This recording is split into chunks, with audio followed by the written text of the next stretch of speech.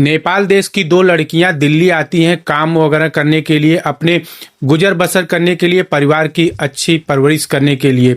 उनको काम ढूंढते ढूंढते नेपाल की ही एक लेडीज जो है मिलती है। उनको कहती है कि मैं तुम्हें अच्छा काम दिला दूंगी और इसके बदले में एक मोटी तनख्वाह भी तुम्हें दिलाऊंगी। ये सारी बातें सुनने के बाद इनके चेहरे पर खुशी आ जाती है, ममता और संगीता के। ये दोनों लोग उस काम की तलाश में निकल पड़ती हैं जो इस लेडीज ने बताया था। उनको काम मिल जाता है और मोटी तनख्वाह भी मिलती है। तनख्वाह के नाम पर आप यकीन नहीं करेंगे, 1.5 लाख रुपए महीने की सैलरी इनकी होती है। एक पढ़ा लिखा या सरकारी कर्मचारी भी इतनी तनख्वाह नहीं उठाता जितनी इनको तनख्वाह यहाँ पर दी जा रही थी।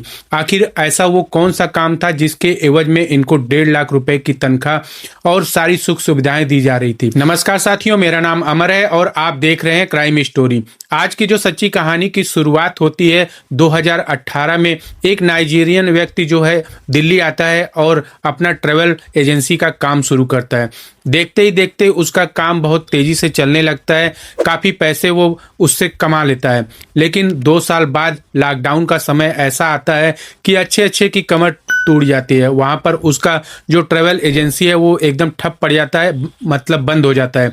अब उसको समझ में नहीं आता कि वो करे तो क्या करे। काफ़ी सोच समझने के बाद उसको कुछ आइडिया आता है कि कुछ ऐसा काम किया जाए जिसमें मेहनत भी कम हो और इनकम ज़्यादा हो। ये जो नाइजीरियल व्यक्ति होता है ये कई सारी भाषाएं जानता था, पढ़ा लिखा था। वो तमाम तरह के भाषाएं जानने के साथ साथ वो ऐसे बात करने में माहिर था कि किसी भी व्यक्ति से किस तरीके से बात करनी है, किसको अपने जाल में फंसाना है, ये सारी बखूबी वो जानता था।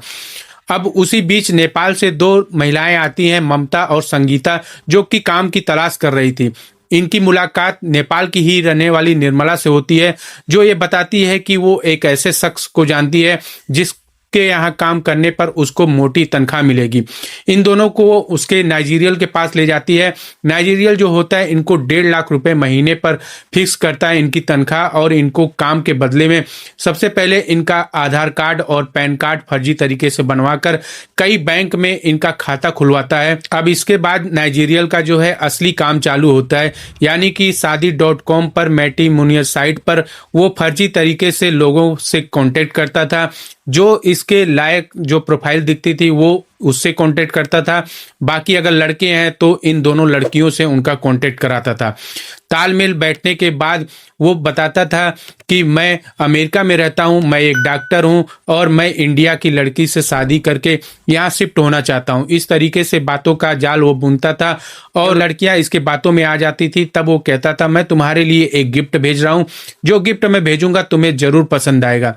कुछ दिन बाद उस लड़की को फोन जाता है एयरपोर्ट कस्टम अधिकारी का कि तुम्हारे नाम का एक पार्सल आया है जिस पे गैर कानूनी सामान इसमें रखा हुआ है। अब तुम्हें जेल जाना पड़ेगा, तुम्हें कोई नहीं बचा जा।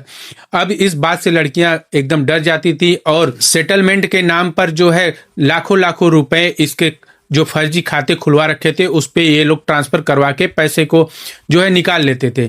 इस तरीके से काफ़ी दिन तक चल रहा था। लगभग सैकड़ों लड़कियों को इसने अपने मायाजाल में फंसाया और कई करोड़ रुपए इसने। लेकिन एक दिन होता है कि मुरादाबाद की एक शिक्षिका जो कि शादी.com पर जाती है और उसी समय इसका संपर्क जो है नाइजीरियल से हो जाता है। ये सारी कहानी फिर उसके सामने ही बताता है कि किस तरीके से वो अमेरिका में डॉक्टर है और इंडिया में आकर सेटल होना चाहता है। उसको भी एक गिफ्ट भेजता है। गिफ्ट के नाम पर जो है कस्टम अधिकारी उसको फोन करते हैं और उसको कहते हैं कि तुम्हें जेल जाना पड़ेगा। इस तरीके से सेटलमेंट के नाम पर 38,000 रुपये पहले उस टीचर से ट्रांसफर करवाते हैं। उसके बाद धीरे धीरे इसको और धमकाते रहते हैं, जेल का और कानून का इनका डर दिखाकर इसको धीरे धीरे लगभग 94 लाख रुपए इससे ट्रांसफर करवा लेते हैं। जब इस शिक्षिका के पास कुछ नहीं बचता तब ये पुलिस वालों के पास जाती है और रिपोर्ट लिखाती है कि किस तरीके से इसके साथ ठगी हुआ है। नाइजीरियल व्यक्ति के नाम पर ये रिपोर्ट लिखवाती है कि अमेरिका का एक डॉक्टर है। इस तरीके से पुलिस रिपोर्ट लिखती है और एक्टिव हो जाती है। पुलिस टीमें बनाई जाती है और उसके बाद इसका IP एड्रेस जो फ़ोन करता था और तमाम साइट से वो इसको संपर्क करता था, जो है पुलिस वाले जो है IP एड्रेस से दिल्ली लोकेशन को ट्रेस करते हैं और दिल्ली के इसके उत्तम नगर ठिकाने पर छापा मारते हैं।